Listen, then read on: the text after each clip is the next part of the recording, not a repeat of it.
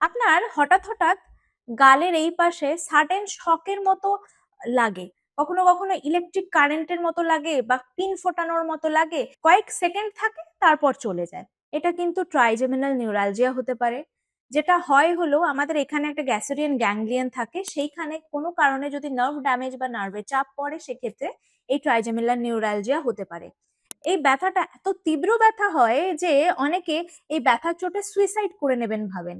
অনেক সময় আমরা সাধারণ খাবার চেবাতে গেলেও ব্যথাটা হতে পারে, বা পাখার যে হাওয়া চলছে হাওয়াটা যদি গালে লাগে সেক্ষেত্রেও ব্যথাটা হতে পারে। এই অসুখের বিভিন্ন ট্রিটমেন্ট আছে, বিভিন্ন মেডিসিন আছে, তাতে কমতে পারে। যদি তাতেও না কমে, ইনজেকশন আছে, কিছু স্পেশালাইজড ইনজেকশন আছে পেন ম্যানেজমেন্টের, যেমন রেডিও ফ্রিকোয়েন্সি অ্যাবলেশন।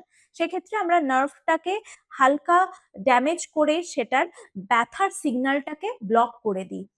তো আপনারা যদি এই ধরনের সমস্যায় ভোগেন, অবশ্যই নিকটবর্তী কোনো পেইন ফিজিশিয়ানের কাছে পরামর্শ নিন।